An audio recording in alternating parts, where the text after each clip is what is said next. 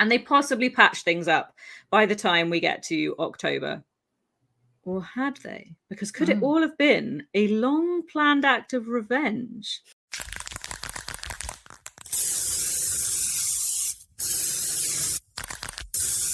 This is a ManeHustle Media podcast. Virtual Rhiality Studios. A new realm of creativity.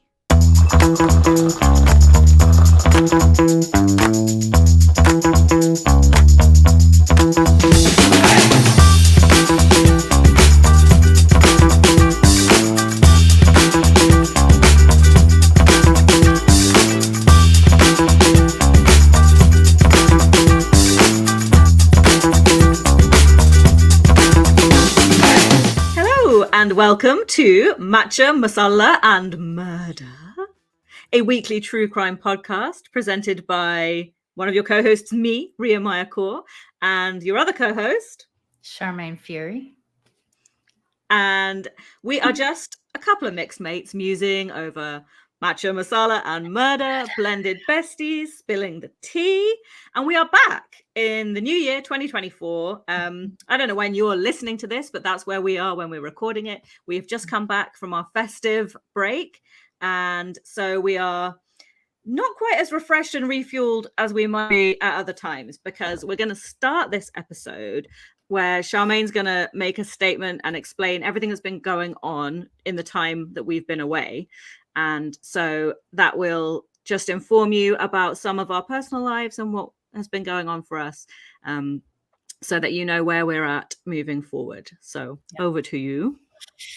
Well, when we last recorded, or when you last heard us, we were doing our Christmas episode, which we had recorded like in early November. It was like a whole month, I think, prior to Christmas. And in that time since then, I lost my husband. He died on November 30th. And while we did have a lot of pre-recorded episodes, we had three episodes that had been previously recorded and mostly edited by the time he had passed away. I don't even like that term. That's not what happened. He died. He didn't pass away. When he died, you all still had information from us. You all still had episodes from us, but we didn't keep up our recording schedule, I guess a little bit earlier than our intended break, because I just wasn't capable of anything like that. At the point at which we're recording now, I'm 39 days out since my husband died, and I guess ready to get back to work in whatever form that ends up taking. And for me, the major priority has been to return to Matcha, Masala and Murder for two reasons. One is, prior to my husband's death, it was the thing that was giving me the most amount of joy. The last few months have been kind of difficult, dealing with the genocide happening in Palestine, and my husband was Palestinian, and we were feeling a lot of death and pain in our life prior to him dying. And so this Matcha, Masala Murder was this little beacon of joy that I had every week, getting to meet up with you, Rhia, and have putting our twist on the true crime genre of talking about historical crime with cultural context and a little bit of cultural spice, as you like to say. A little bit of spice. Yep. And it was also the only show to date, which if you follow any of my work, you know I have 11 billion shows. Is the only one that Tristan had listened to every single thing that I'd done that had been available, not prior to release, but plus he'd heard me tell the stories a million times, and he just like listen to be like, and another thing about this murder, and so he was really supportive of it. He loved how much fun it was for me, and he had also come up with, and I had shared with you too, like some brilliant ideas for little videos that he and I could make on this side of the world for our social media that we never got a chance to actually film. In fact, we planned one out the day that he died, earlier that afternoon. We were just waiting for him to get better, but he died of a blood clot, as in a series of injuries that he had been experiencing. And on his father's side of the family, blood clots are an issue. So it did take us by surprise, even though we probably should have known to plan for it. I don't really know.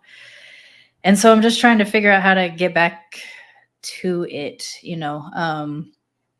and I'm eager to get that started back with Matcha, Masala, and Murder. A couple things that have come up since telling people I was getting back to work soon is that people would ask me, can I handle doing this show, since we're going to talk about death a lot? And it hadn't even occurred to me, you and I talked offline, it hadn't even occurred to me that people would connect my husband dying to the subject of what we talk about on this show. And I want to be clear, my husband wasn't murdered, so it's not a personal connection for anything that we end up sharing on this show. Like, I don't think I will make a parallel to what I've experienced.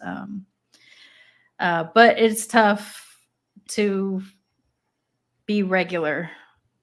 And so I imagine there'll be times I will have some emotion, and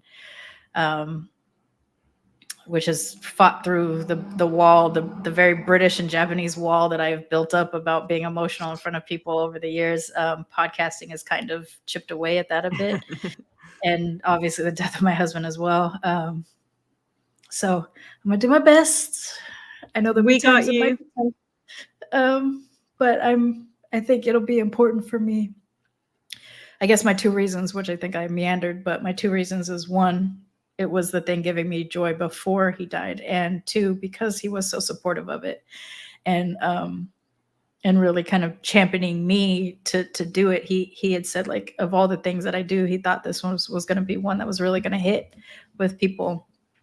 I think with that in mind too, I also want to keep going, because it wasn't a question of keeping it going. It was a question of like when I could do it. And I think I'm ready to do that now, because it's just another way to tie to him, because he was so excited and proud of the work that I had done. He loved our dynamic and stuff too. And it's weird, because I think you and him both have this thing of where you've seen each other or heard each other, but you've not actually interacted with each other. And so, he'd hear me talk about you constantly up until he died and stuff too. So, kind of a weird gap, like that you knew of each other, but didn't know each other. And, but he was really proud of us, and he was excited for the friendship that we were developing too, that he could see was evident in our video recordings and stuff. So that's because we're awesome, and he could see that. And yes. So and I mean, I was looking forward to being a four top when we got to the UK finally, and everything. Your husband is equally as excited and supportive and coming up with ideas and things to share with us too. So I think that was a really cool thing. We definitely shared that with each other, didn't we? So that was always really exciting, because we were both like, this is great, because they both, they're supporting us. Our husbands were on board. We were on board. Yeah. However annoying it might have been on occasion to be like, and Rhia this and Rhia that, and another thing about Rhia. I think, he was just excited to see that kind of fire light back up, because it had been a couple of difficult years and things. And even as much as I love and enjoy my podcasting, there were times when it was taxing, and then we also moved, to Mexico. And everything. So in terms of like update on me, is over the next month, I am closing out my life here in Mexico and returning to the US, where a friend is going to put me up for a little while I try to get on my feet.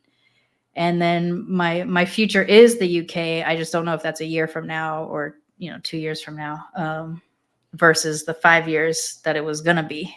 We were going to live here in Mexico for 5 years and then move to the UK. After I squared away my dual citizenship stuff. But that marker has just moved up, because I can't be here in Mexico alone.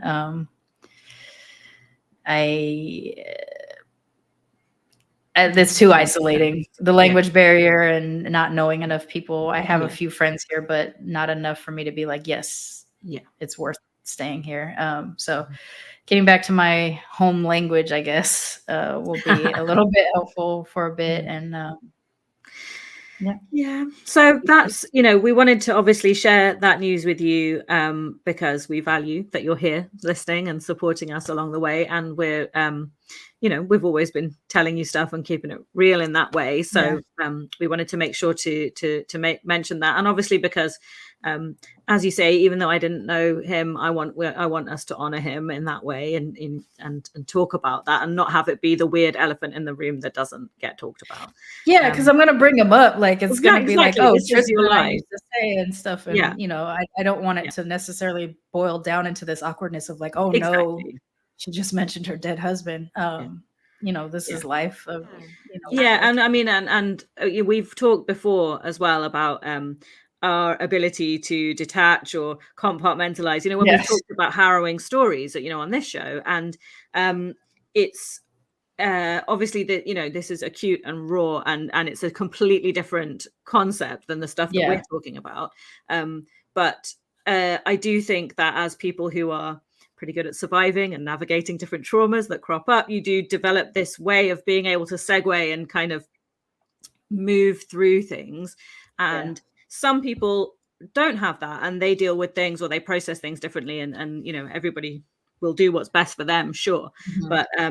But I'm hoping that this can be an outlet for you to rekindle some of that joy that isn't happening all the time, or be a little bit escapist or whatever it needs to be. Certainly, I think moving forward. And we are going to play this by ear. This is all new territory for us. So there may be gaps. You may have, little gaps in hearing from us from time to time, but that's just life. And that's what we're doing. And we're going to prioritize you and everything that you need to be right. And I've always been pretty transparent on my shows. Like if I'm having a mental health struggle or something like that, and I take a break, I announce it. And in fact, that's exactly what I did 3 days before my husband died. I had gotten on Militantly Mixed and said, like, I'm fucking overwhelmed. Like my life at that particular time was way overwhelming. I had no idea how overwhelming it was about to become, but I needed to take that break. And plus I'm going to have to move back to the US. So there'll definitely be a little bit of a break. And logistically that's a nightmare. And then, we need to be all back up and running and that's a big transition for you. So absolutely. There will be gaps, but,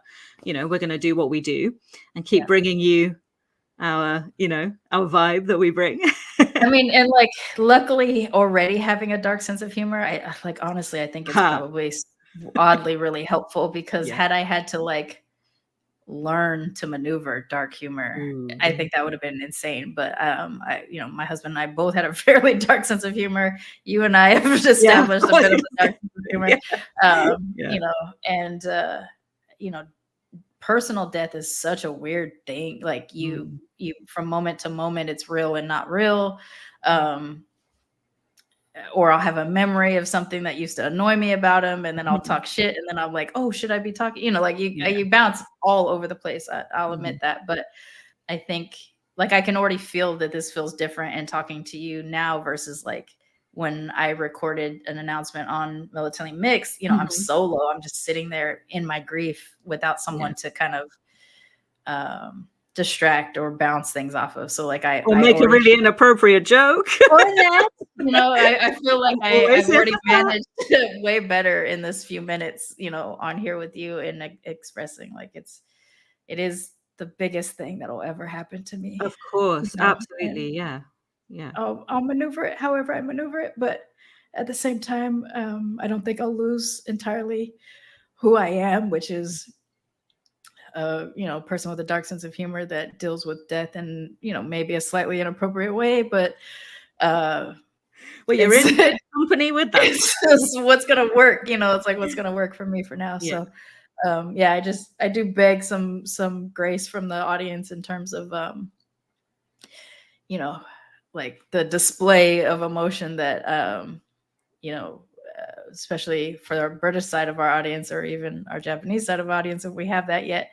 I know this is a lot of feelings, but I'll blame my American side on that, and then it's okay. It's okay. The Americans can coast us through. They can carry us through on this emotion train for a while.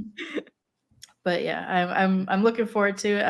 I'm actually a bit relieved that it timed out that it's your turn to tell a story, because then I can get myself back into it, so that by next week when it's my turn, I'll have a little bit more of a, I guess, less nerves of coming back and starting it back up. But yeah, that's what I've been going through, and I didn't post about it on the page on our social media because I was just like, we're still new. I don't know how, like, our handful of fans to be like, hey, well, yeah, exactly. 6 episodes in, and guess what?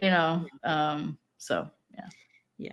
But obviously, now we have addressed that, so it is going to come up. We are going to talk about that, of course, like we do about everything in our lives and our world and what's happening. It will be something that will be revisited, so everybody knows now. Yes. Yeah.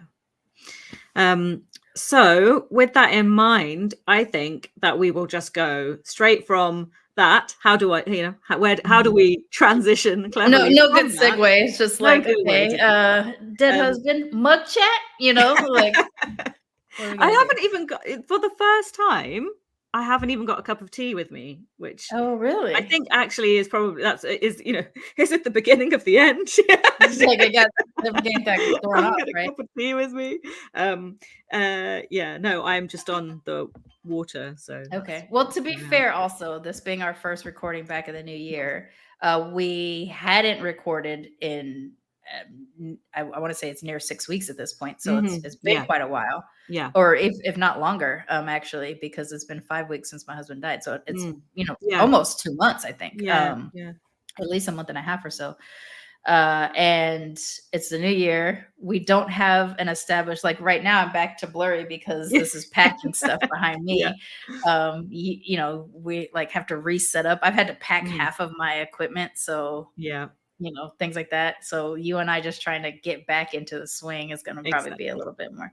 I do have a mug today, which was one that I bought 11 days after my husband passed because I needed like a comfort mug. Like I needed something that I wouldn't spill because I am a bit spilly.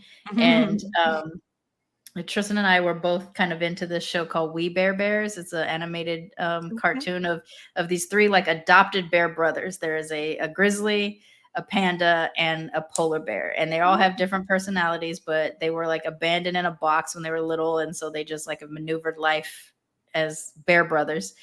And I had this one of the mugs. I don't know if I actually showed it on the show yet, but it's a glass mug that had the infuser on the inside, which is the panda bear character, and his little butt is the infuser. So you put him in. And I think you sent it to me, but I don't think we shared it. Yeah, maybe not on the show. And Tristan kept stealing that cup from me because he just loved it. And so we went back to the store to get one of the other brothers, and by the time we went to the store, and this was like a week before he had died, they were out. They didn't have the other brothers and stuff like that. And so I was like, I still feel like I should get a representative of each brother at some point, but I didn't buy it that night or whatever. So after Tristan died, a friend of mine came, one of the friends I'm going to be living with in the US, he came down, and it was, like I said, it was 11 days after Tristan died. And he was like, do you want to try to go outside? Just try to get me. And I was like, at first I wasn't sure. And then I really wanted this meal that I used to get at this restaurant that Tristan and I used to go to. It's this Italian restaurant. It's like the only good Italian food we've had in Mexico.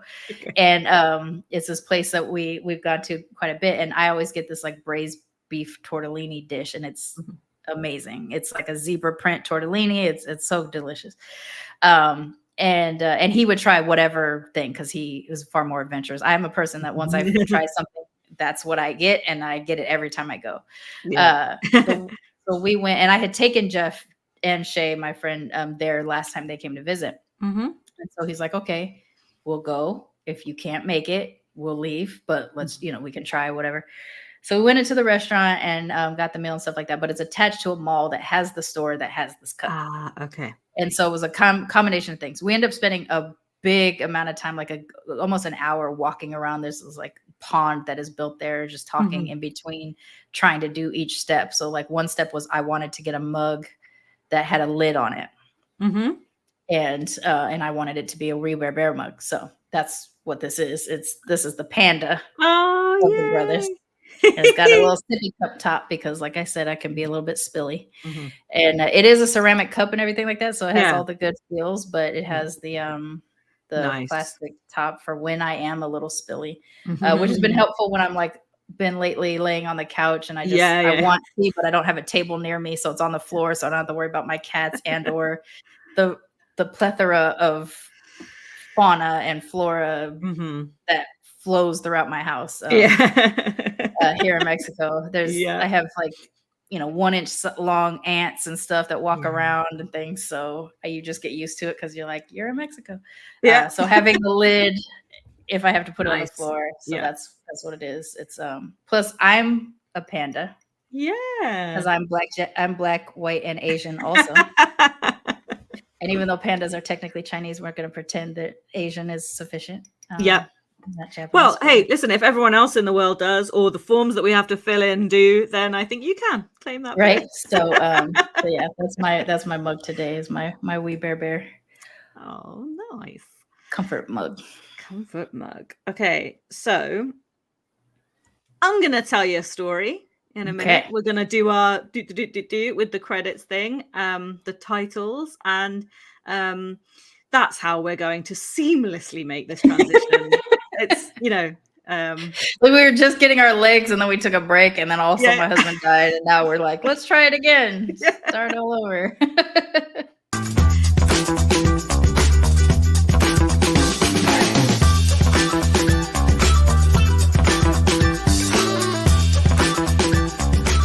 Shall I be mother? I am going to be mother. Okay, so I'm going to take you back in time to 1868. So a nice chunk back in the past, which is good. I know we know has been associated with this story. I know we like to go, like that a little bit far back. And I'm finally taking you to Wales. Oh, we're going to Wales. Okay, great. Yes. I'm excited. I knew I was going to have to do Wales at some point, and obviously, for anybody who doesn't know, I was born in Wales and raised there, and your family are from Wales, so we've both got a good Welsh connection. My name is Welsh, our families are Welsh. We're having a Welsh old time. My family name on that side is a Welsh name as well. Okay. Sharmane. Yeah. Ah, very good. Yeah. So you see, it was just one of those other weird things that we had in common. So yeah, it was about time that one of us told a story in Wales, and I have got a doozy for you. So it's ticking all my boxes so far. It's, cultural for us, it's in the past, and it's Victorian, 1868. So that, they're always up to some kind of drama, aren't they, those guys? So I swear, when you think of historical true crime, you immediately go to Victorian. Of course you do. Exactly. Yeah. So we're in South Wales, so a little geography for anybody who's watching, and for those who are listening. We're in South Wales. So you've got Cardiff, and then you go round Swansea Bay and you get to Swansea, and then in between those two places on the edge of the bay you've got Port Talbot, which is a port, and then a little bit inland you've got Neath, and then 4 miles outside of Neath you have this tiny hamlet where our story takes place. But interestingly, it is the birthplace of famous Welshman Richard Burton, like one of the most famous Welshmen. For real, and he played Hamlet, and it is a Hamlet, and we've already done Hamlet stuff before, so it's Billy Shakes will appear many a time in the future. I'm a hardcore quoter. Absolutely.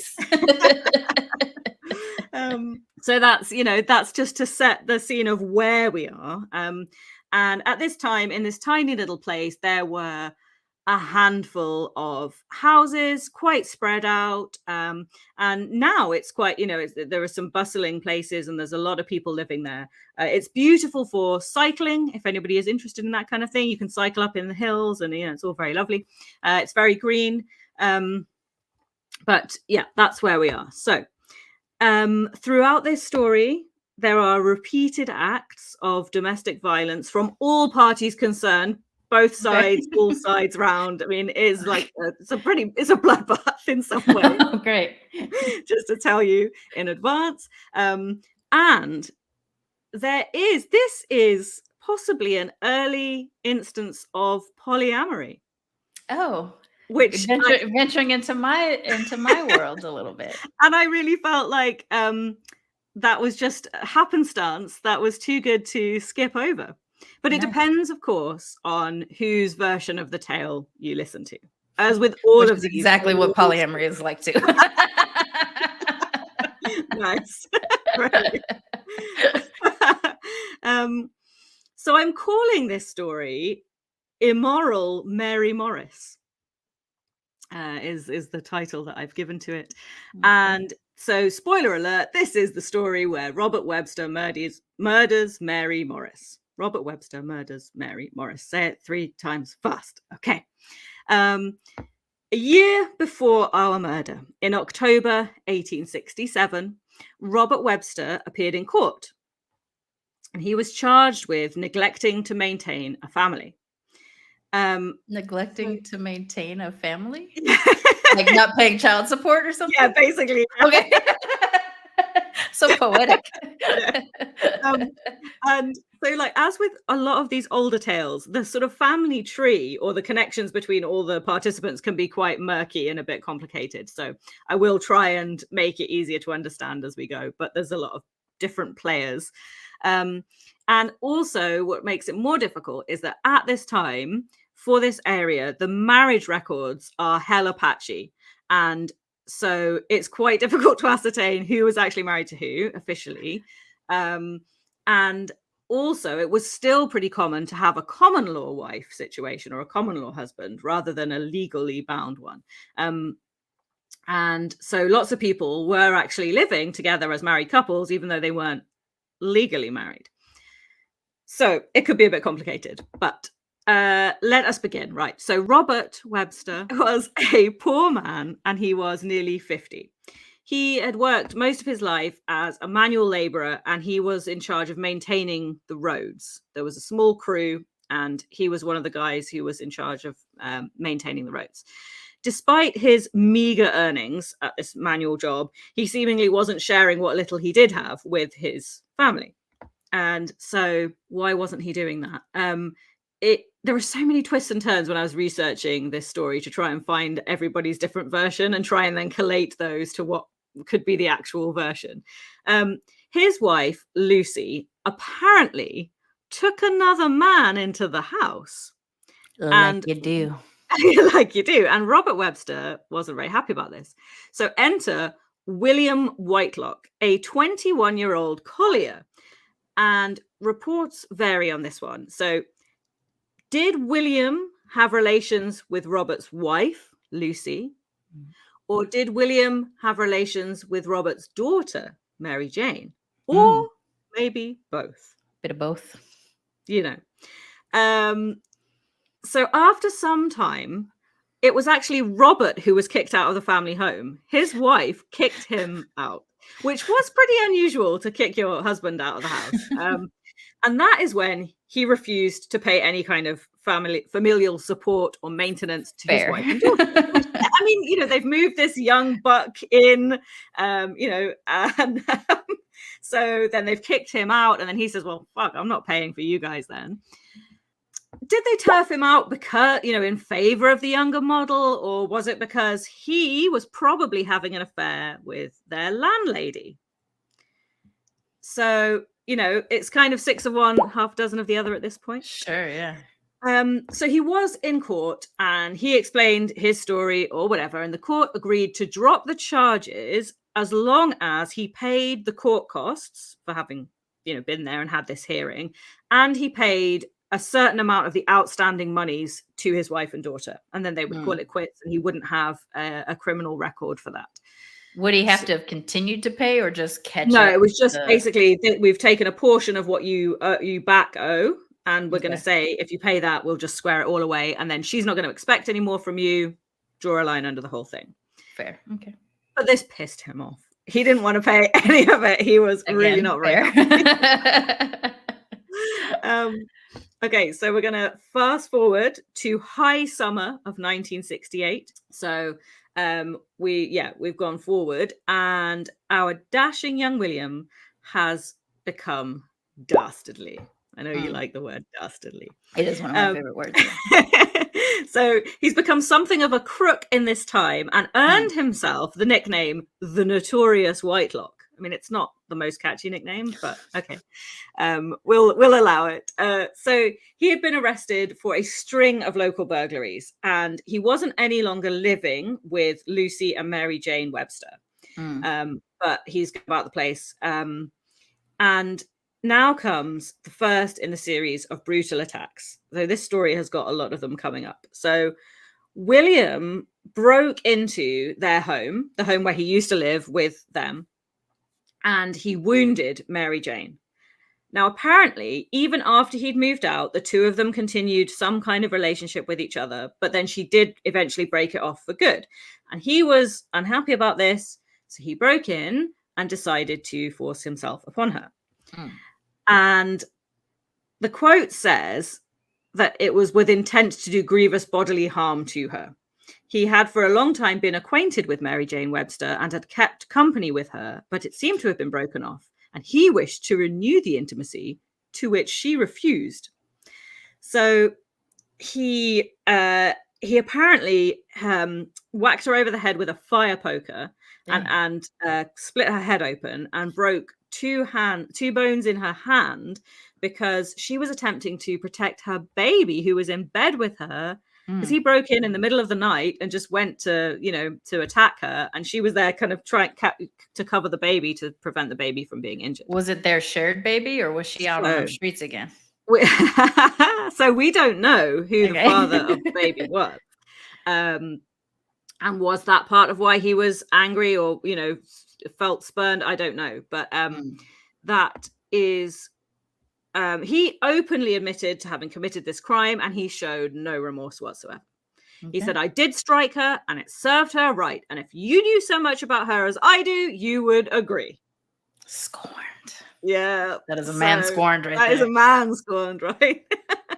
So yeah, he may or may not have been the father of the child. We don't know really what went on. He was found guilty of intent to murder because it was a pretty serious attack, and he served 8 years in jail for that. So we're going to flip back now to Robert Webster. So in the space of the last year, he has continued his relationship with the landlady. He was having an affair probably with the landlady, and her name was Mary Morris. Oh, another one of those multiple name exactly stories. So we have Mary Jane and Mary Morris. Okay. That's it. And Mary Morris lived with her husband, imaginatively named Morris Morris. Oh, goodness gracious. So well done to his parents. And by this point, Robert Webster is also living with Mary Morris and Morris Morris. All three of them together. You know what? I have to say, I'm really in support of people just being like, yeah, move your lover in. It's fine. It works. So there seems to be a lot of it about in these parts at this time, especially in this story. Eventually, later on in the story, in court, this arrangement would be explained that the three of them were living in the greatest state of depravity, in inverted commas, or a state of the greatest depravity. So it was frowned upon by the village elders or whatever. So whatever their situation actually was, right. Morris Morris was not financially supporting Mary Morris, potentially his wife, and she took in laundry and ironing and all of that to pay her own way. So she was an independent woman. She just happened to live with these two guys. So they may or may not have been legally married. We're not really sure. So she was another one who it was a bit difficult to track down the actual marriage records for. Whatever was going on, there came yet another violent attack. So Mary Morris fractured the skull of Robert Webster by hitting him over the head with a flat iron and caused considerable injury to his skull. And after that, Robert sort of went off Mary a bit, to be honest. He was a bit less interested in her. Kind of not my favorite person right now. Yeah, you did smack me over the head with an iron. So we don't know what caused that argument or what was behind it, but I'm guessing there was a lot of jealousy, a lot of back and forth, and there seemed to be a lot of disagreements in this household. Morris did spend some time not living in the house when he was effectively working on small contracts in different areas and lodging places and then coming back. But the two constants were Mary and Robert. So even though they had sort of fallen out with each other in quite dramatic fashion, they were still living together. And they possibly patched things up by the time we get to October. Or had they? Because could it all have been a long planned act of revenge by Robert to pretend that everything was well, but get her in the end? So one Saturday morning in October, Robert paid a visit to the local ironmonger. And this was in nearby Neath. So that's like about 4 miles away. So it's a bit of a trip in those days, And he rented the use of a reaping hook. So he was just going to, borrow it for a couple of weeks and then it would be returned. So he paid 2pence to rent this reaping hook, which could legitimately have helped him with his work on the roads for clearing the hedgerows and making sure that the foliage wasn't in the roadway. Because I'm imagining that these roads are not, we're not full. We're talking tracks, and they're not full on roads, so they probably do require quite a lot of maintenance in that area of the countryside. At the time of innocently hiring this tool, which could legitimately be used in his work, he was overheard to have asked whether it would do to cut a person's head off. I mean, people, when you ask the question. Way to slide under the radar, Rob. God damn. It's always something like that, right? Like, just like, by the by. So can I decapitate somebody with this? Somebody tried to say in one of the reports, oh no, he was really saying, would it cut someone's head off? Because obviously but I'm pronunciation thing. I don't buy it. Later that day, Robert, Mary, possibly Robert's son, who we haven't heard from and won't hear from again, so don't worry about him too much, and Morris all went to the local pub, the Collier's Arms pub, which is still there, by the way, still a pub. You can go, you can get Sunday roast, enjoy. It's picturesque. It's got quite good reviews. Might be a road trip for Matcha, Masala, and murder one day. Hey.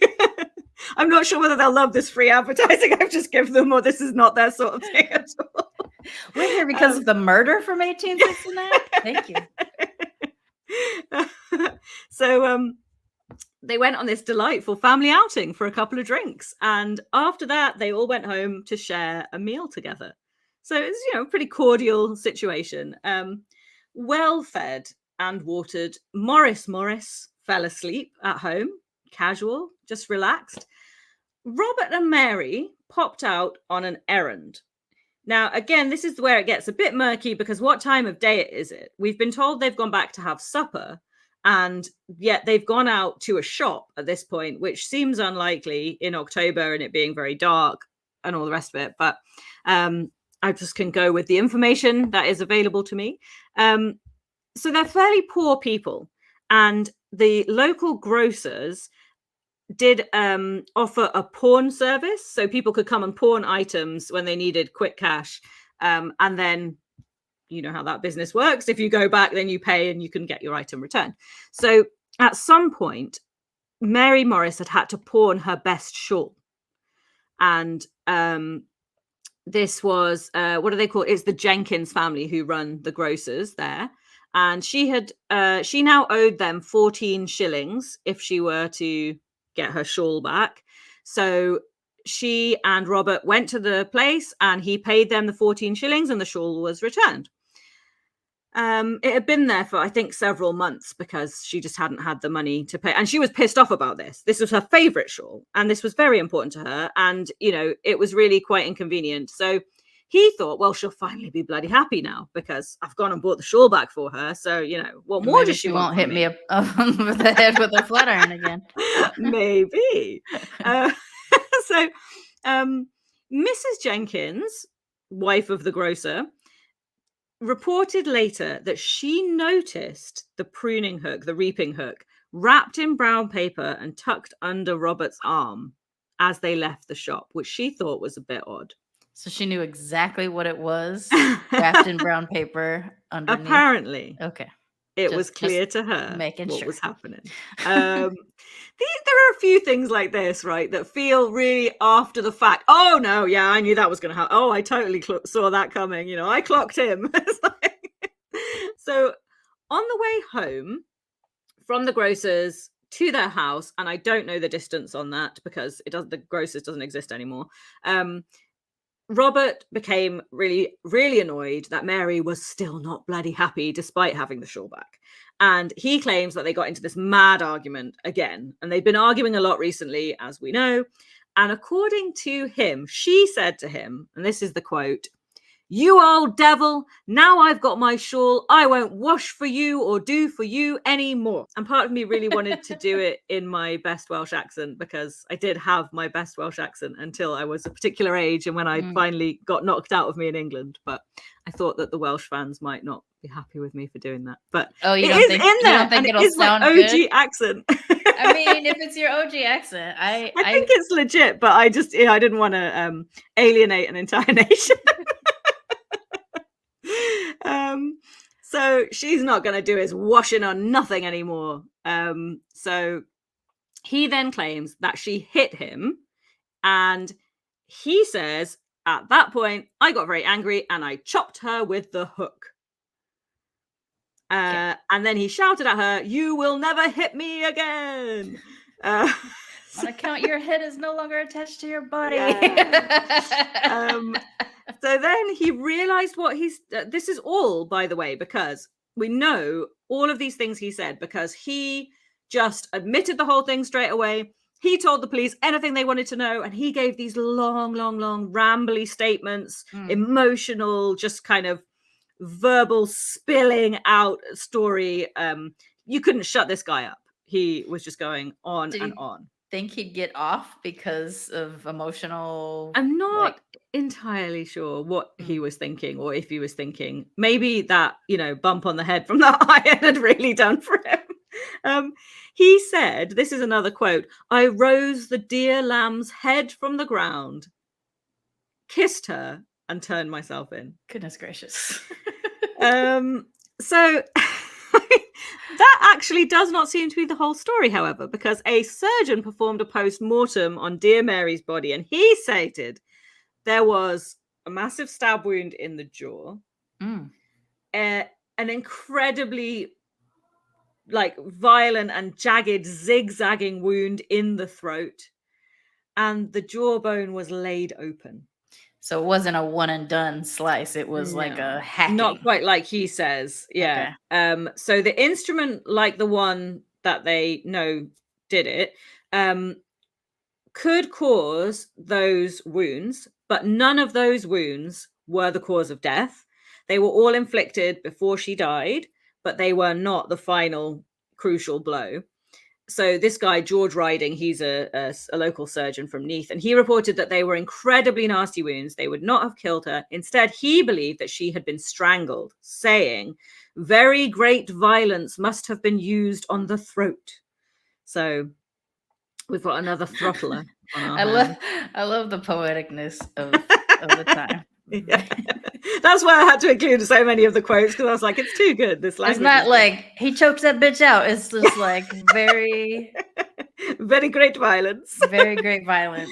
So there was an article. Okay, this is a sub sidebar, basically. This little bit of the story.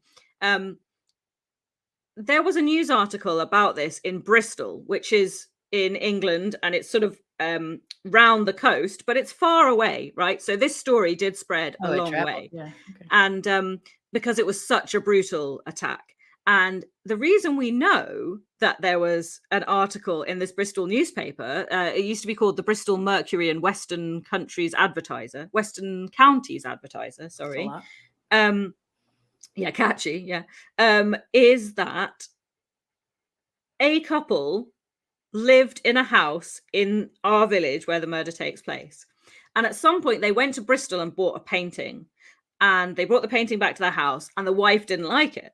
And so it lived in the shed or the attic or somewhere.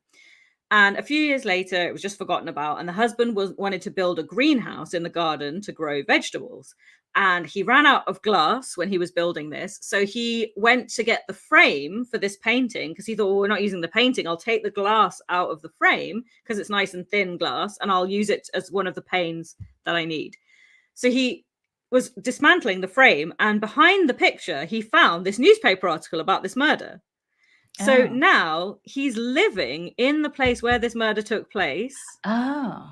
And he's just found this random news article about it. And this story was in like the late 80s, like so late 1980s. So the fact that that's really, really weirdly coincidental that he basically was living in the place, but the story came from Bristol, and that's how he had heard it. Anyway, in this newspaper article, the quote that they used was, "One of the most brutal and revolting acts ever to have occurred in the country. And after a few angry words, the prisoner cut the deceased down with a reaping hook which he carried, and afterwards must have sawn away at the neck of the deceased with the hook. And not content with this, he must have finished his brutal work by strangulation, as the hyoid bone of the neck was broken in 4 pieces, evidently done by severe pressure of the hands." So the hook and the shawl were both recovered very quickly. Because they were not really hidden. They were just on the side of the street. Her body was found in the middle of the road. And it was found because he went and knocked on someone's door and went, "Hey, I've just murdered someone. She's in the road." So he wasn't no way. After wasting 14 pounds, like, you know, he could have saved himself. And he said, "I have murdered poor little Polly, and now she's lying dead in the road." So he just admitted the whole thing super easily. There's a handful of cottages nearby. Apparently, the actual murder was they timed it to 11 p.m. Which, so, you know, and it would have been quiet because it's the countryside. If they had this big shouting argument, people would have heard him. Known, yeah. And it was in the middle of the street, you know, the road. Yeah. So it just does seem surprising. And also, you're on your way back from the shop, but it's 11 o'clock at night, but you've gone to the shop after you've already been out for dinner. There's a few inconsistencies in the timeline that feel weird about this. But he did have to go and bang on someone's door to rouse them, to wake them up, to say, "This is what I've done. He literally was like, "Can you move this? It's in the way." It's in the way, yeah. It's just in the road. It's a bit of meat. So I mean, because he admitted it and told everybody, he went on trial. And we know that he did kill her, and he admits that he did. But the question was, did he intend to, and was it premeditated? So that's where that's what the trial was all about. We know he rented the weapon, so there was, you know, forethought in that. But he claims it was just to do his work. But he was audibly heard checking out, like, whether this was going to be a good weapon to use or not for his intended crime. But possibly he also just innocently enough wanted to cut hedges, not heads. He lured her out of the house on her own. Possibly, if you look at it one way, he lured her out late at night on the promise of returning her shawl, which we know she wanted. You know, was that him luring her, or was he just trying to make up with her after a lover's quarrel? You know, Sure, yeah. There's it's all circumstantial. It's all things that people have overheard. Mrs. Jenkins seeing him with the thing tucked under his arm. It's all just really not concrete evidence at all, is it? Because I'm curious if he was in fact carrying it, or because it seems an odd thing to carry unless you are going to work. Yeah. So, but then that morning he rented it, and then later that day they go to the pub, for a drink. Then they go home for supper. Then the two of them go out to the grocer's. So why would he still be carrying it? It seems a weird thing to have tucked under Yeah. your arm, right? Like Yeah. I could, if you had, I mean, in nowadays, like if you had a backpack or a bag or something like that, that'd be one thing. But Yeah. but it So seems he an didn't odd need thing. it about him. He wasn't going to work, and he'd Yeah. been home after, because they Yeah. ate at home. So he could have just left it there In if that he wasn't respect, it intending to feels use it. premeditated. Yes. So another really bit of damning evidence, though, that feels like a bit unequivocal proof. Morris testified that I love it. Morris had attempted to kill Mary in May of that year. He'd already tried to kill her. Okay. So Morris claims Robert attacked her with a hammer, which split her head open. Apparently, she bled like an ox, which apparently means profusely. Sure. And in she Texas, screamed. that would be bleeding like a stuck hog. Okay, there you go. That's a literal phrase in Texas that you say, especially when you are having your monthly. Oh, right. Wow. Okay. Yeah. We've all been there. So she bleeds profusely and she screams. Again, all been there.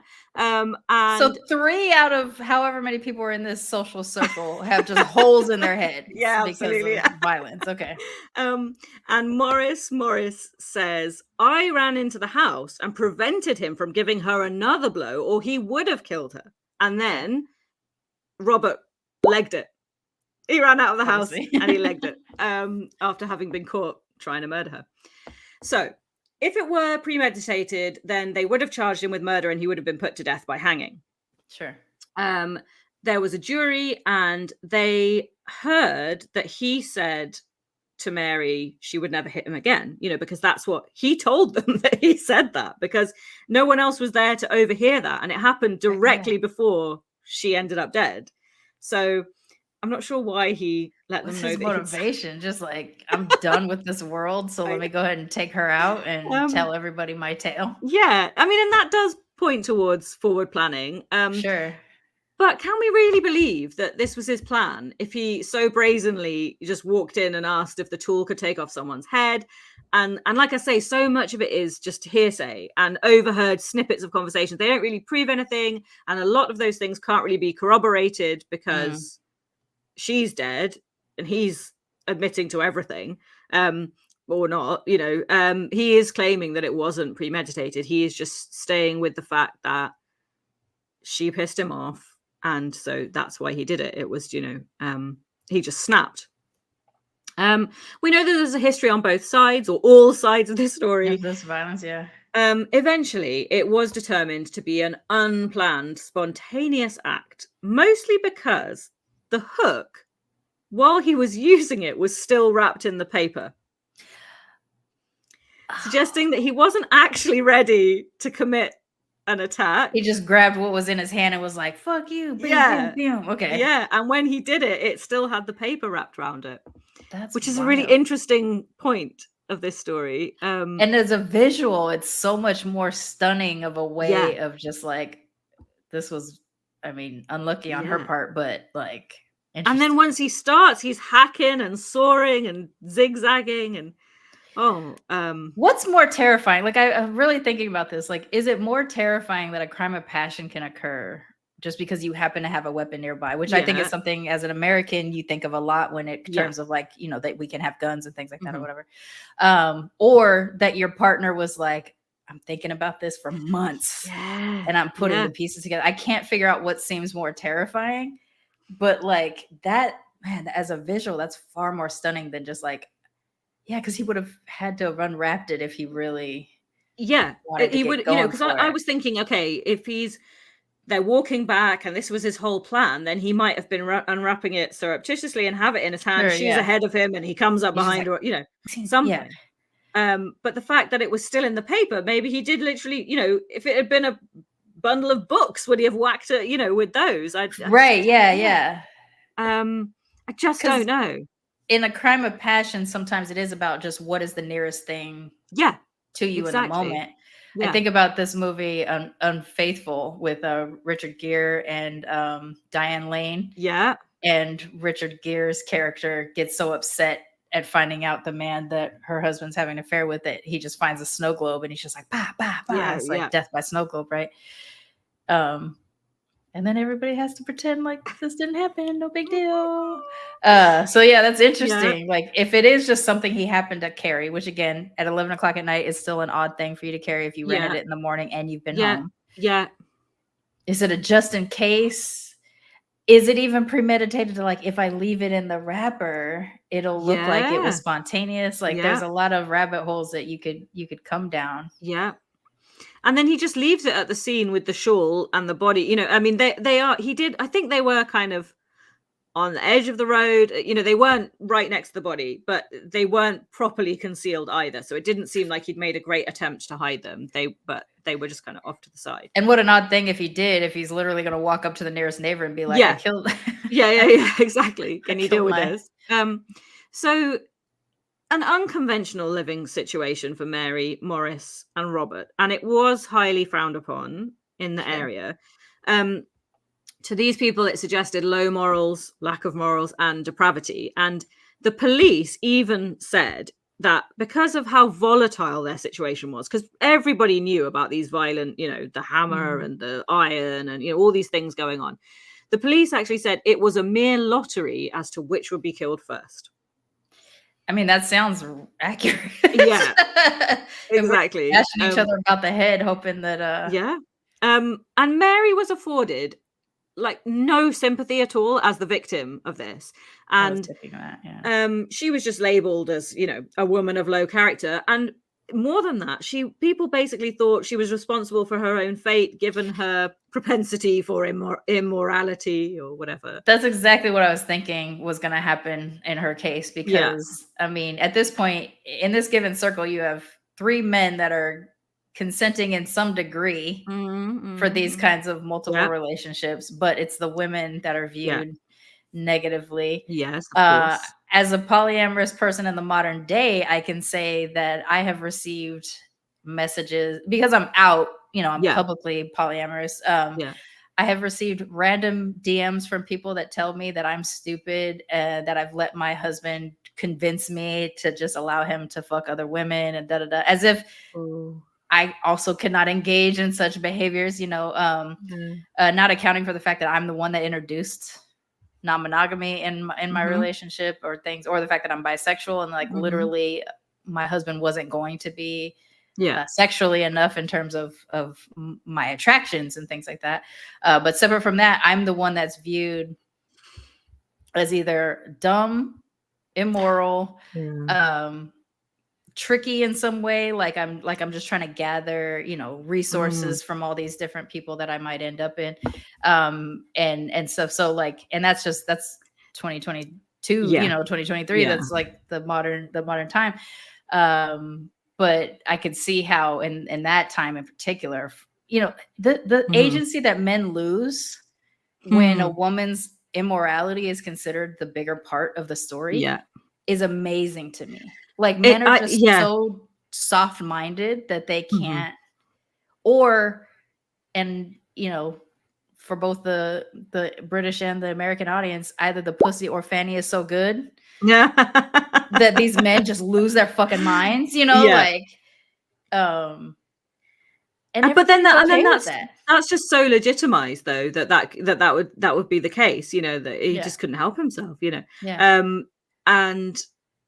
Yeah, so I think this story has got so much in it because, you know, especially for the kind of stuff we like to talk about. So ultimately she was buried. It was completely unceremonious. There were a couple of very poor men who were just basically professional mourners. And she was in sort of, it wasn't an unmarked grave, but it was kind of the back, you know, the back of the churchyard. As befits a poor degenerate woman. So not quite a porter's Not quite. But just like in the back, so we don't have to pay attention to the immoral. Exactly. Yeah. I want to touch real quick because it sounds like the most British thing ever. Professional mourners. Oh, like people that just show up at people's funerals to mourn. Yeah. Literally that. Yeah. That's amazing. Sorry, I didn't know why I just assumed everyone knew about that. I mean, I'm not saying that that's probably not a thing. I mean, there's certainly something that I've experienced in the last 39 days is grief vampires for sure. People who want to like hear the story, you know, people that are barely in our lives are sending me direct emails or DMs asking me to tell them what happened in detail and shit like that. And I'm just like, first of all, if you were important enough to know what happened, you would know, right? Like I would have told you. But if you're not important enough to have been told voluntarily, the audacity to ask me about what happened or the assumption of like how he died, you know, before I told people what it was, you know, it was like, oh, I didn't expect him to commit suicide. Who the fuck said he committed suicide? No one said that. Oh yeah, I had 4 people do that. I had 4 people not ask me but assume he had. And so people are wild. People are wild, right? So I've been calling these people grief vampires, like the people who just want to play in your grief, or even like people who have posted about him dying as like my friend or my, you know, XYZ Tristan had passed away or something like that, and them kind of like siphoning grief, I guess, off of that type of thing, and sympathy, right? For sympathy. And I had one friend post and then immediately felt gross because people started offering him sympathy. So he called me and he was like, I didn't understand. I'm like, but you did lose somebody that you've had in your life for 30 years. So like, it's fair and fine in your case. And some of these newer people, I would say not so. But with that in mind, like a professional mourner or like a grief vampire, like someone who just like kind of thrives off of somebody else's sadness, like it's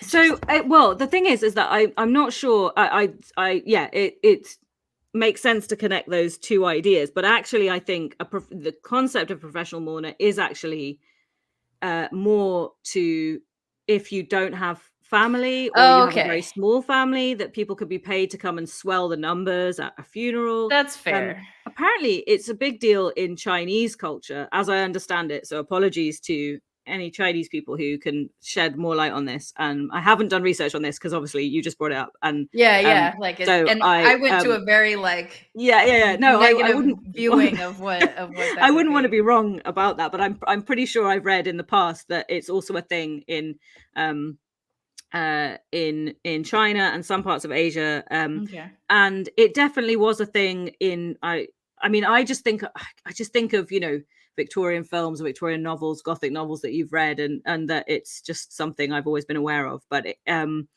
I also definitely remember, and it might have been even on TikTok, where I saw a thing that it was one of the Scandinavian countries where you can kind of arrange that ahead of your death, that there is a company that you can contact to be like, if in the event of my death, like this is one of the things I want to put in place, that like my family sucks or I don't have any family or whatever. Right. So just so you know, this is what I want to happen, or this is the kind of reading or what, you know, so when these are my interests. Notice, send me and 5.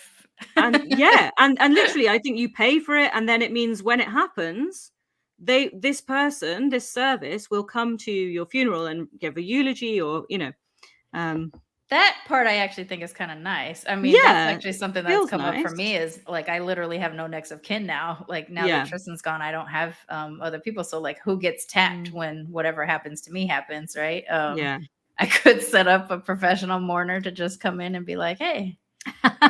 Well, now you know. It's not like there's like a lot of people who like love me and stuff like that. It's not that part. It's who's gonna take care of the shit, you know, like who's gonna do that part. So that's interesting. I asked the question the other day of myself because I didn't know the answer.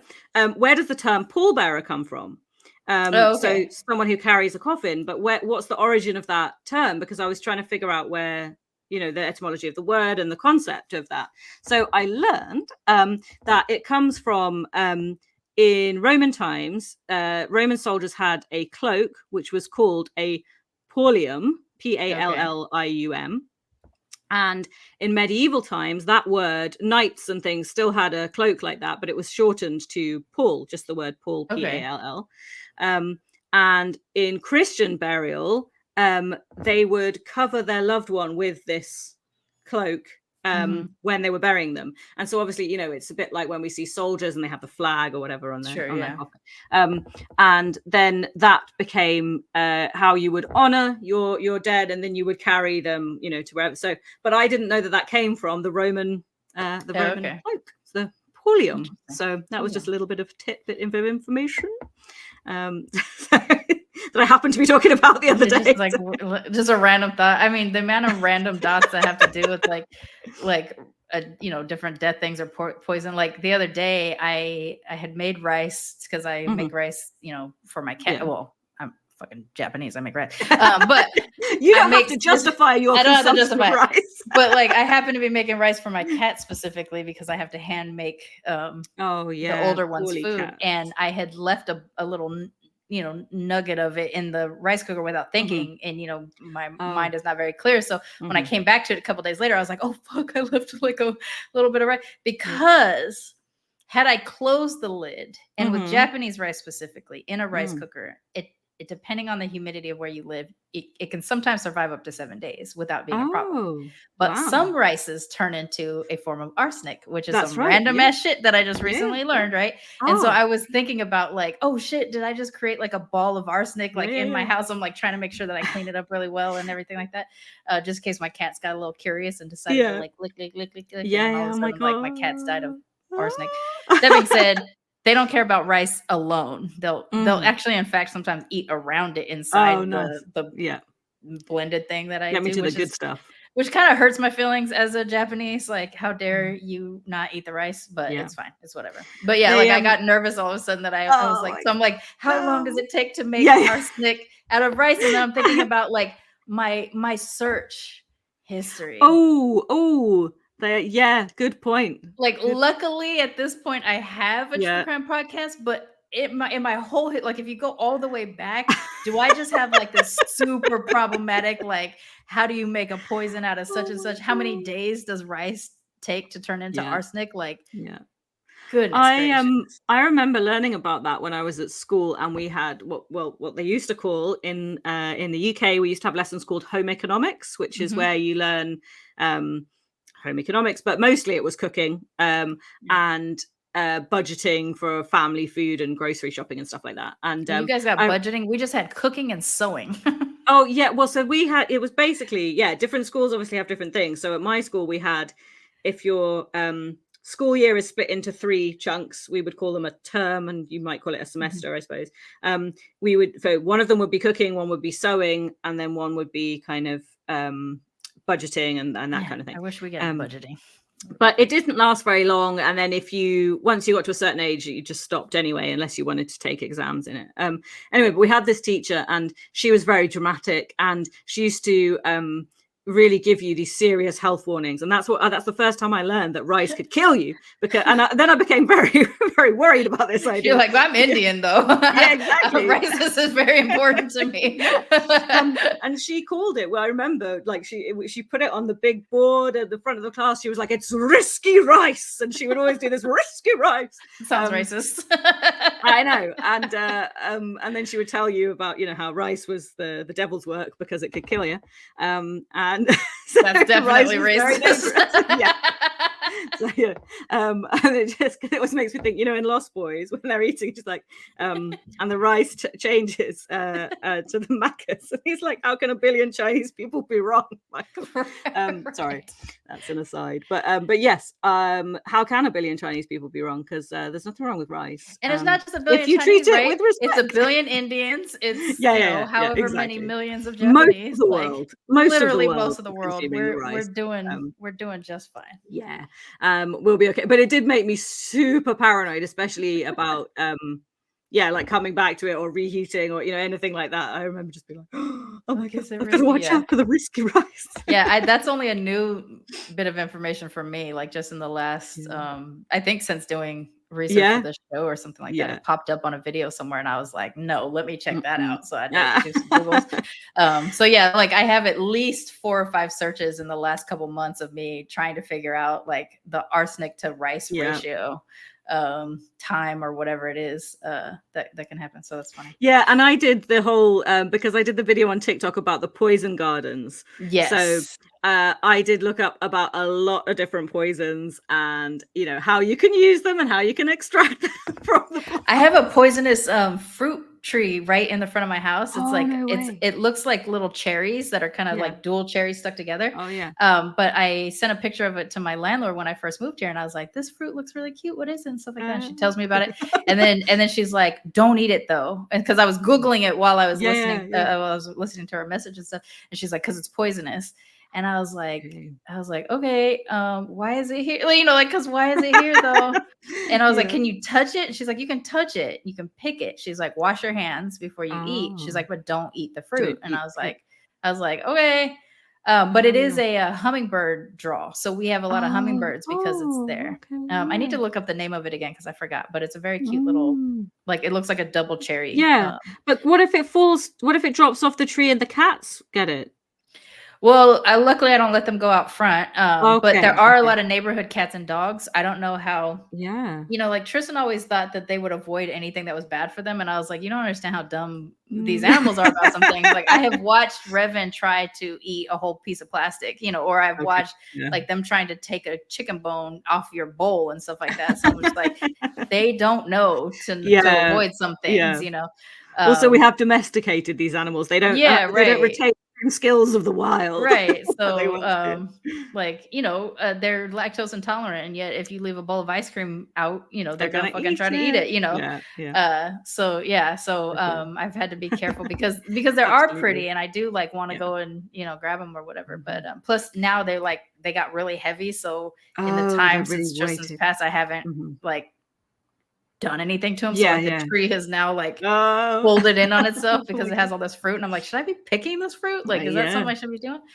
I don't know. Anyways, that was a weird aside. But one of the poisons that I talk about in the TikTok video actually came up because I hadn't watched a film. Kenneth Branagh has been making the Agatha Christie Poirot films. And I hadn't watched the most recent one. And one of the I don't want to give spoilers away for the film, but I was really like, I know about this. So I clocked it early on. I was like, I bet that's what it is because I did my research. Yeah. And I know how to kill someone. I haven't finished the recent one yet, or I haven't watched the recent one yet either. And I hadn't actually finished Death on the Nile either because I really don't like Gal Gadot. No, me neither. Yeah. So I tried to watch it, and as soon as I saw her, I was like, nope. But I want to watch the other one. That whole cast was hella problematic. Though. Yeah. There's a lot of issues there. I mean, even Kenneth Branagh himself is pretty problematic. That being said, just ask Emma Thompson. Right. That being said, he can string together a film, so it's kind of Talking of Hamlet, Kenneth Branagh's Hamlet. Yes, it goes on for 4 days, but it's pretty good. Right. It had an intermission. I went to that in the theater and saw it after the intermission. That one was actually really beautiful too. I really love it. But so funny.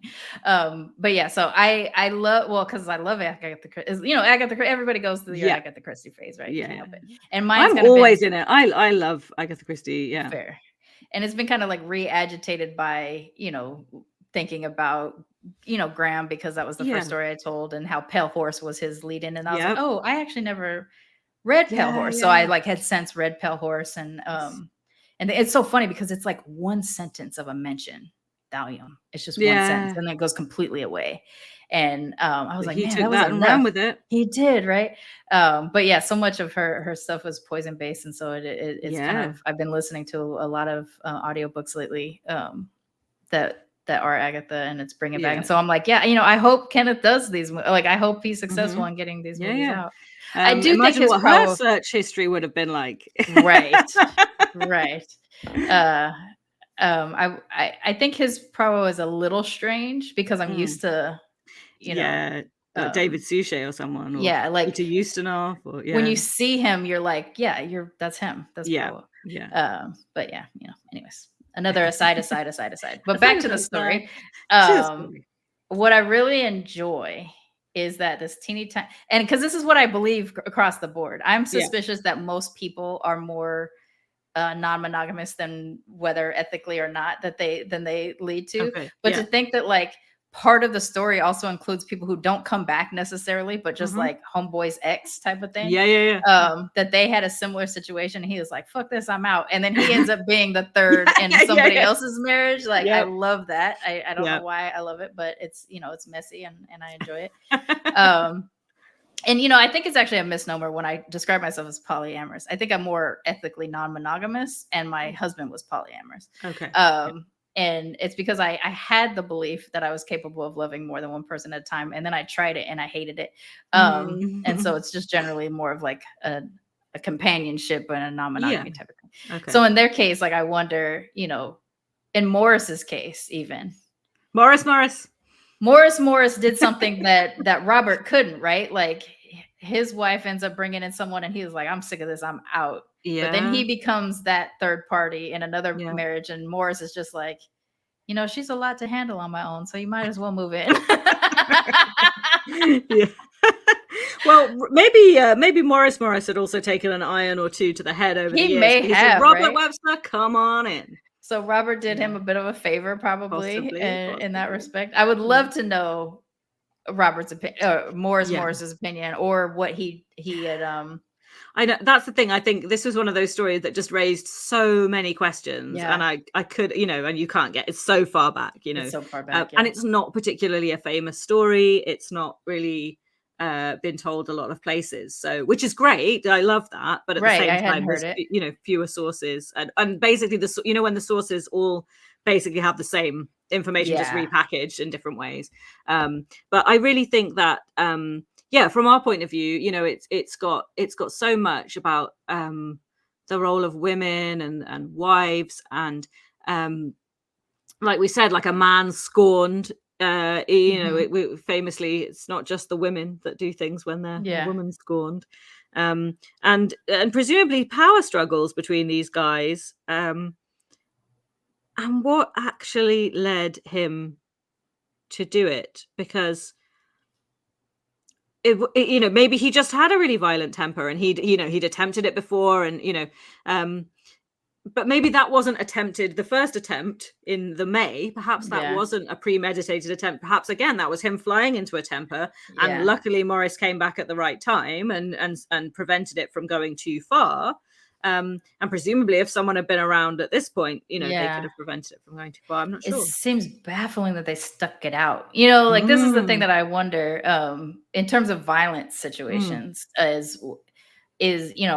my mother was an abused person, and the amount of times I thought I was going to be able to save her from her situation, even as a teenager, like, I looked up this organization, they can take us in, they can do this or whatever. And then she would always go back, and that I have so much frustration about, why wasn't this enough? Like, you were in the hospital. Why wasn't this enough? Your kids were scared. Why wasn't this enough?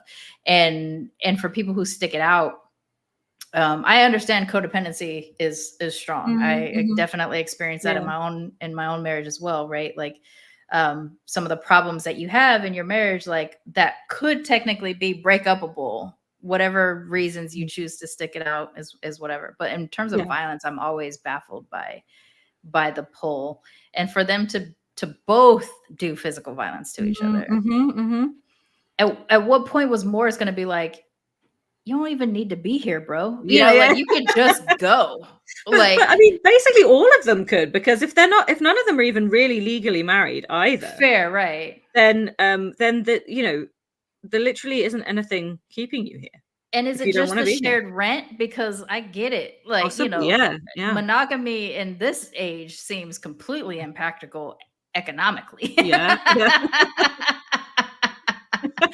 But back then, I don't know, like, was it that hard to get a place, Robert, or did he just not like to be alone? But again, I go back to, and this is probably another problematic thing of where, like, patriarchy is embedded in your own mind. It's just like, my first thought was, like I said, was the sex so good?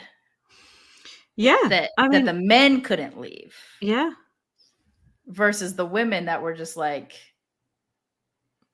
you serve a financial purpose. Or in the other house, Robert's original house, maybe, when the young guy moved in, the girls thought this is great, and they kicked the old one out. Yeah. So it's really there's a lot that's unclear, except that they were all kicking the shit out of each other, and eventually it went too far. Yeah. It's pretty wild. It's interesting though, but I like to hear about how stuff like that happened in other times, versus Exactly. the way it plays out now. Yes.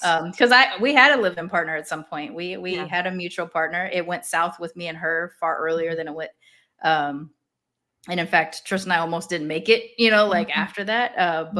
But when she departed, it did have an impact on changed our relationship dynamic forever. After that. But in the time that it was good, it was great. Yeah. It was nice having shared responsibility across the household. I was pretty much the main financial person. So having someone that finally cooked and cleaned was really nice.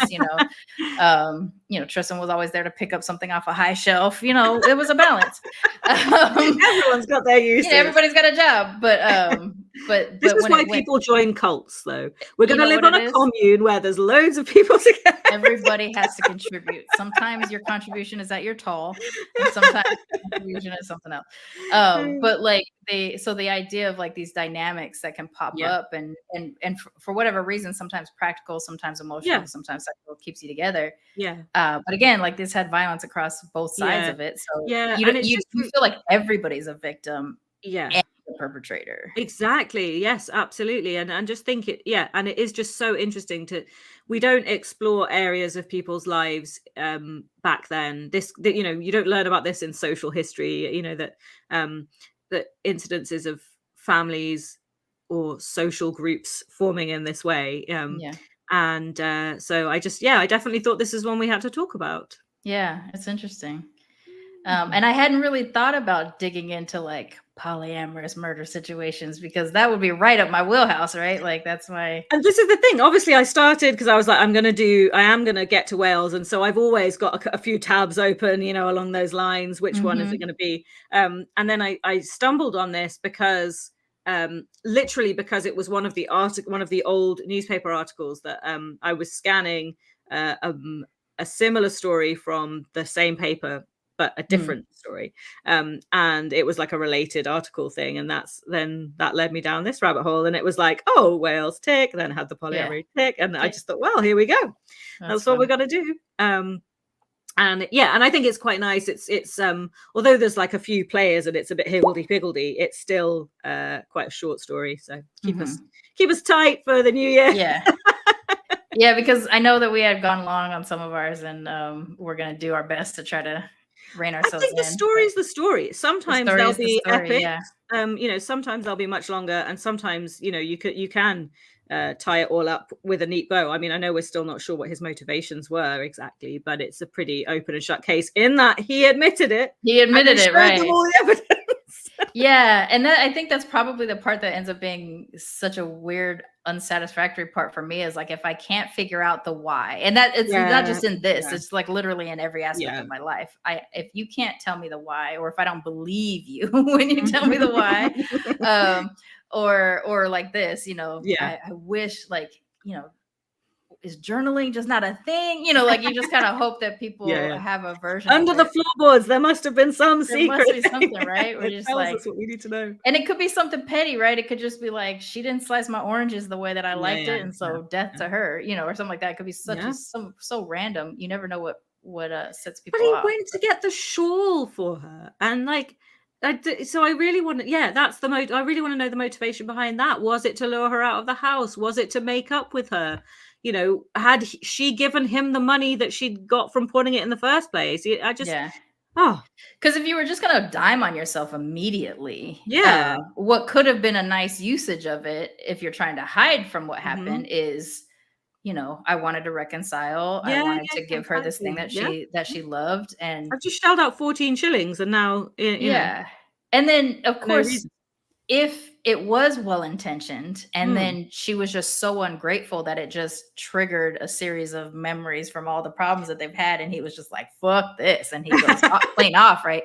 That too could be something that would help to understand what's happening here.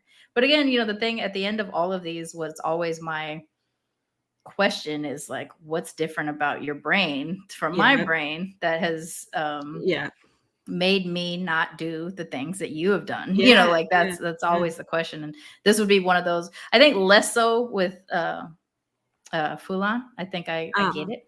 Yeah, that we one get makes that. sense to me.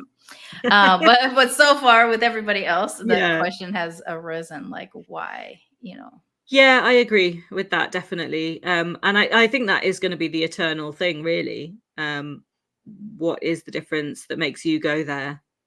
And I mean, you know, but you know, with all of these people involved in this story are not well-to-do. You know, they are down on their luck. They don't make a lot of money.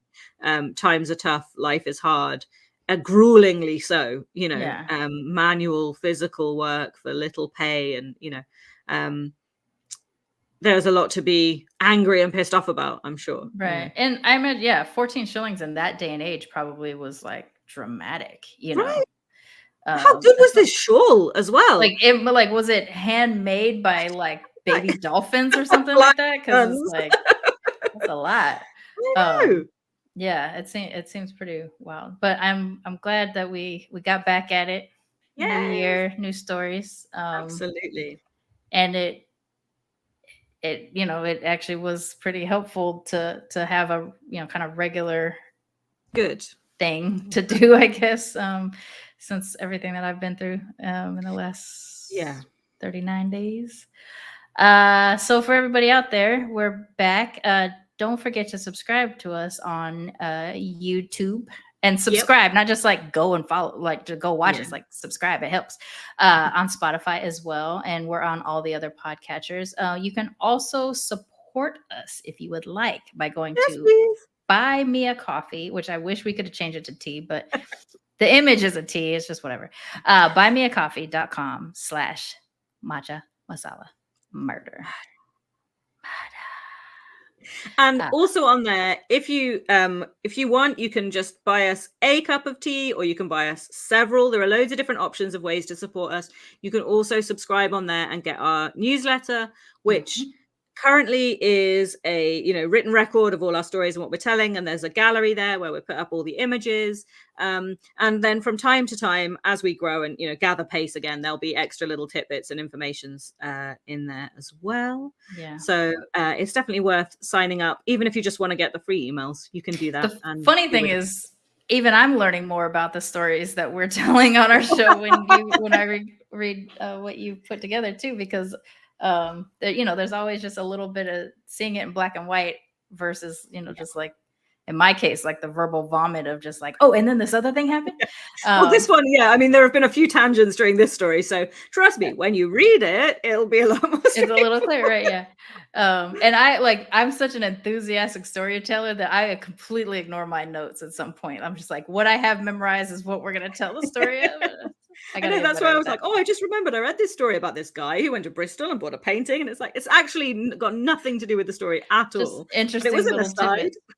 Yeah, I love stuff like that, but you know, that's the kind of stuff that keeps it interesting, and also I think a little bit different too from like the average true crime show that's just like, here's the facts, here's what we know. Exactly.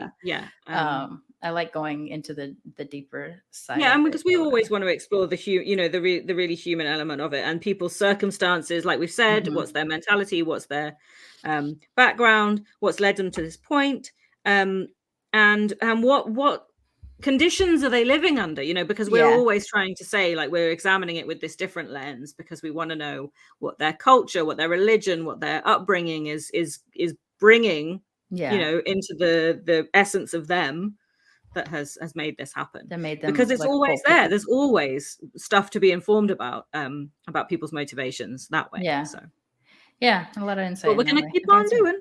We're going to keep doing it. So we'll be back next week. I will have a tale, and you know, I have some banked stories, and I don't know, you know, like headwise which stories, if I'm going to go banked or if I'm going to find something new. So this is one of the few times I can say that at this point I don't have my plan yet. Keep us in suspense. But there's some interesting ones that I've been dog-earing for this. So we'll be back next week. Thank you so much for joining us again after the new year. And if you're just joining us now, go back and listen to all the other ones because there were some really good. We have some really good stories. Really good stories. Yeah. I'm really excited about like what we collected because they're not the ones that you're hearing on all the shows. Exactly. And they all have a different purpose. Yeah. Different connection, stuff like that. So yeah, definitely go back and listen to our other shows. Leave us comments, reviews, etc. All those things that help us. All the nice things, please. Press all the buttons. Bing, bing, bing, bing, bing, bing, bing. Okay. Matcha and Masala is produced and hosted by Sharmane Fury and Rhia Maîr Kaur. This is a ManeHustle Media production in association with Virtual Rhiality Studios. All stories are researched to the best of our ability with information freely available to the public. This podcast is intended for entertainment purposes, and due to the nature of true life crimes, some information remains inaccessible and new information can come to light after recording.